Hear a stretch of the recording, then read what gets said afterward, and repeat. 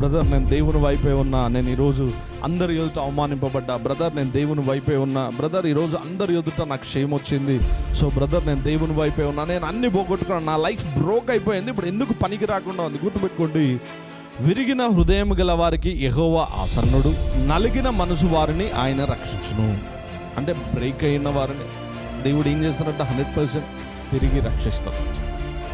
విరిగిన హృదయము గల వారిని యెహోవా ఆసన్నుడు, నలిగిన మనసు గల వారిని ఆయన, అంటే హార్ట్ అంతా బ్రేక్ అయిపోయింది. మేబీ ఏ విషయంలో బ్రేక్ అయిపోయినా గుర్తుపెట్టుకోండి, దేవుడు తిరిగి ఆశీర్వదిస్తాడు, తిరిగి రిస్టోర్ చేస్తాడు. హల్లెలూయా.